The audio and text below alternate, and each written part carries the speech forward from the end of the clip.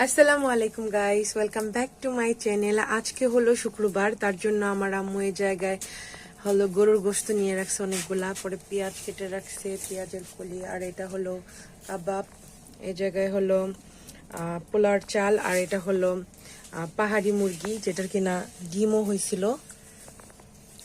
তো এটাকে আজকে নারিকেল দিয়ে রান্না করা হবে। আর এই জায়গায় গরুর গোশতের মধ্যে আলু দিবে তার জন্য। আর এটা হলো নারকেল, যা কিনা আগে কুড়িয়ে রাখছিলাম ফ্রিজে। তো ওইটা দিয়ে আজকে এই মুরগি রান্না করা হবে, যেটা কিনা খেতে অনেক মজা লাগে। দেখেন,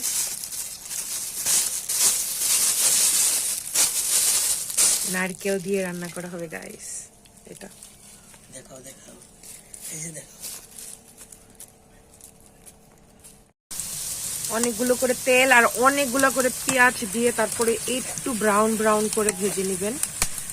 তো আমি আরেকটু ভাজবো, পরে আদা রসুন, পরে মরিচ, আর যে এগুলা তো দিয়ে দিছে গরম মশলা এটার মধ্যে আমি পেঁয়াজ করে দিচ্ছি।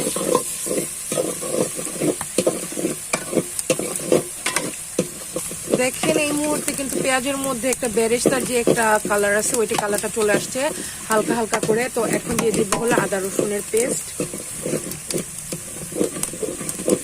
আন্দাজ মতন। তো এটার মধ্যেও দিয়ে দিব আমার আম্মু, খুব সুন্দর করে বাগার দিয়ে তারপর রান্না করে নেব। তো এখানে ভালো করে হলুদ, মরিচ, জিরা, ধনিয়া এগুলা সব এর মধ্যে দিয়ে কষিয়ে নিয়েছি। এখন দিয়ে দিব মাংসগুলা। তো এই জায়গায় সবগুলা মুরগির গোশত ঢেলে দিছি, ভালো করে মিশিয়ে তারপর এটার মধ্যে নারিকেল দিয়ে। তো এটাকে 40 মিনিটের মতো রান্না করলে আমাদের রান্না প্রায় হয়ে যাবে। তো এটাকে কষাই নেব প্রথমে তো 20 মিনিটের মতো, তারপর হলো নারিকেল দিয়ে 20-30 মিনিটের মতো রান্না করলেই আমাদের রান্না করা হয়ে যাবে। তো দেখেন গরুর গোশত দিয়ে রাখছে, মুরগির গোশতর কালারটা এরকম আসছে। তো এই মুহূর্তে দিয়ে দিব হলো নারকেল। এই যে দিয়ে দিয়েছি নারকেল। নারকেলগুলা ফ্রিজের মধ্যে ছিল তো তার জন্য একটু শক্ত হয়ে আছে। তো এটা কতক্ষণ পরে এমনি সব আগলা হয়ে যাবে। এই যে আমাদের গরুর গোশতের অবস্থা দেখেন। লাস্টে এটার মধ্যে হলো আলু দিয়ে দিব, আলু দিয়ে 20 মিনিটের মতো রান্না করলেই হয়ে যাবে। আর এটা হলো নারকেল দিয়ে দিচ্ছি, ভালো করে কষিয়ে অল্প করে পানি দিয়ে আবার একদম ভাজা ভাজা করে ফেলবো, মানে হালকা ভাজা ভাজা। তো দেখতে থাকেন, আর আপনারা অবশ্যই বাসায় ট্রাই করবেন, অনেক মজা হয়। নারকেল দিয়ে চিকেন রান্না করা শেষ হয়ে গেছে, দেখেন অনেক ধোয়া তো তার জন্য দেখা যাচ্ছে না। তো এটা রান্না করা হয়ে গেছে, পানি একদম শুকায় গেছে। আর ওই জায়গায় আমাদের গরু গোশতটাও হয়ে গেছে। এই যে আমাদের গরু গোশত গরম গরম ধোয়াদার রান্না বান্না হচ্ছে এই জায়গায়। তো পরে শুধু আমরা খাবো, ব্যাস এই পর্যন্ত।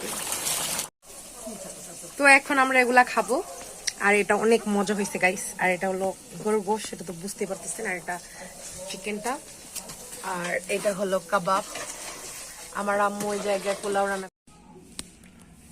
এখন আমি খাচ্ছি, আর এটা হলো কাবাব।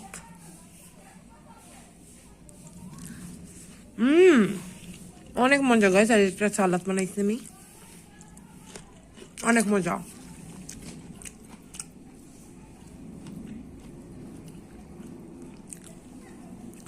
আমার আম্মু আমাকে লেগ পিস দিছিল, নারিকেল দিয়ে রান্না করা যে ওইটা। ওয়াও, এটা অনেক মজা। আর একটা গোল গোস্ত নেই।